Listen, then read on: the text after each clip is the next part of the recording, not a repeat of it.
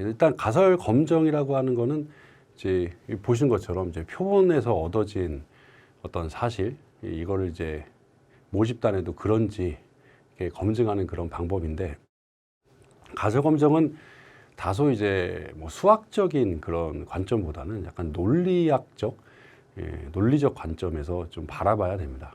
그 이유는 이제 추후에 한번 설명을 해드리도록 하겠습니다.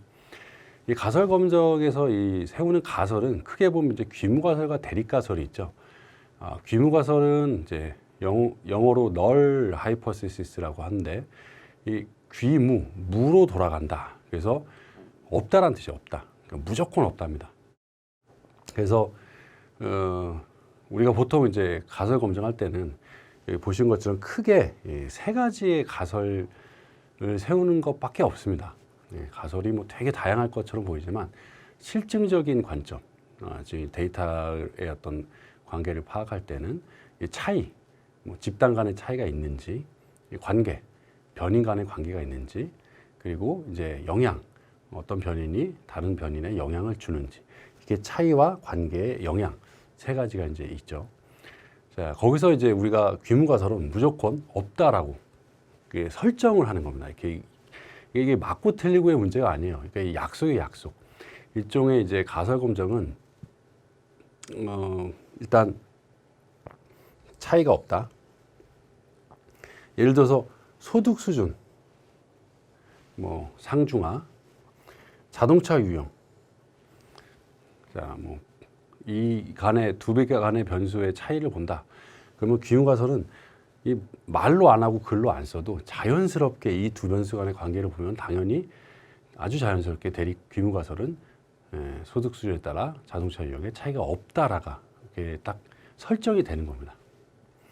자, 관계 같은 경우 예를 들어서 이제 스트레스와 감기 발병률, 뭐 스트레스 많은 사람이 감기가 자주 걸리는지, 자, 이 관계가 없다, 없을 것이다, 없다라고 해도 되고요. 그리고 주거 환경이 아동의 학습 능력에 영향을 미치냐 안 미치냐, 야, 이런 이제 영향 관계가 관련된 것들은 영향이 없다, 영향을 미치지 않는다가 귀무가설이 됩니다. 즉 귀무는 무로 돌아간다, 없다, 없다. 다시 말씀드리지만 이거는 맞고 틀리고의 문제가 아니라 어떤 수학적인 검증을 통해서 세워진 것이 아니라 상식적 논리적인 관점에서 이제 가설 검정 분야에서 세워진 어떤 기준이라고 볼 수 있습니다. 자, 대립가설은 말 그대로 대립이죠. 얼터너티브, 대안가설이라고도 이제 얘기했었는데 귀무가설의 반대예요. 그러니까 뭐겠어요? 있다가 되겠죠. 차이가 있다, 있을 것이다. 관계가, 영향이 있다.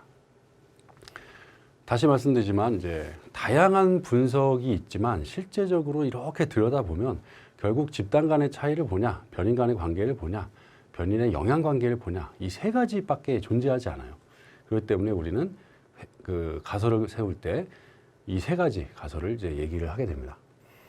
자, 그래서 우리는 귀무가설을 기준으로 이제 귀무가설이 채택이 되는지, 대립가설이 채택이 되는지를 이제 검증하는 게 바로 가설 검정이 되는 거죠.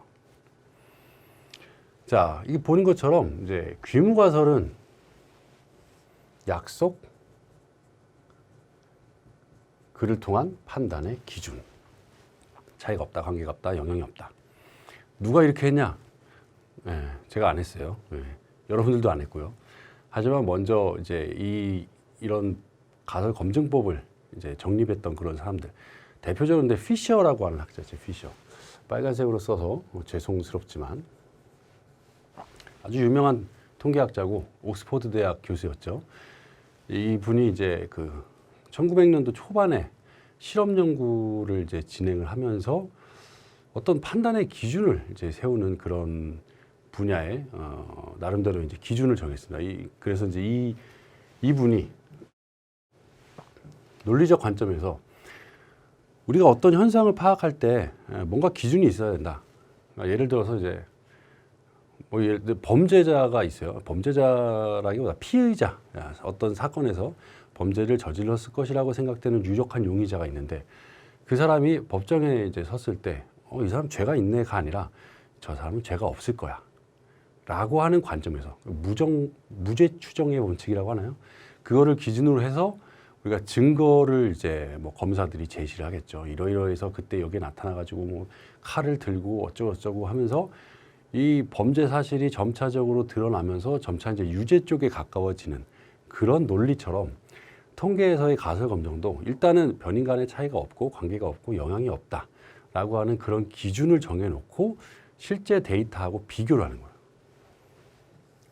자, 그래서 없다라고 하는 기준과 실제 데이터 분석해서 나온 표본 데이터를 가지고 없다라고 했는데 차이가 얼마나 존재하는지, 관계가 얼마나 강한지, 영향이 얼마나 큰지를 우리는 이제 여러 가지 수식과 검증을 통해서 이제 파악을 하죠.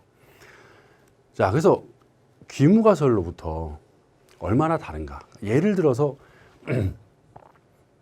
남녀 간의 소득의 차이를 보려고 해요. 그러면은 일단 분석하기 전에 남자와 여자 간의 소득의 차이가 없다라고 시작을 하는 거죠. 자, 표본에서 봤더니 남자가 소득이 300만 원이고 여자가 330만 원이요. 자, 그럼 이제 30만 원의 차이가 있죠?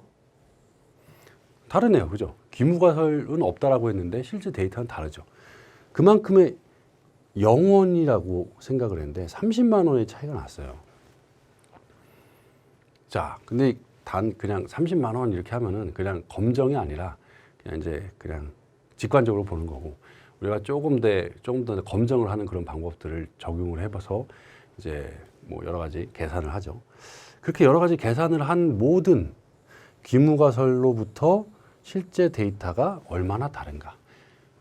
귀무가설이라고 하는 이론적 판단 기준에서 실제 표본 데이터가 얼마나 차이가 나는가를 계산해낸 모든 값들을 우리는 검정을 했겠죠? 검정된 통계량이라고 이제 검정 통계량. 예를 들어 두 집단 간 차이를 하게 되면 T 분포를 기준으로 하기 때문에 T 값이라고 하는 검정 통계량이 나타나고요. 만약에 집단이 3개 이상일 경우 분산 분석에서는 F 분포를 기준으로 하기 때문에 F 값이라고 하는 F 밸류라고 하는 검정 통계량이 제시가 됩니다. 상관관계 분석도 이제 정규 분포를 기준으로 하기 때문에 정규 분포에 근사한 T 값 이런 것들이 검정 통계량으로 제시가 되죠. 일단 기준은 없다요. 그래서 논리적으로 봤을 때 가설 검증을 한다는 건 그 귀무가설이라고 하는 즉 없다라고 하는 기준에서 실제 표본 데이터가 얼마나 다르냐. 이걸 거창하게 얘기하면은 이론과 현상이 얼마나 다른가를 검증하는 게 가설 검정의 기본적인 이제 관점.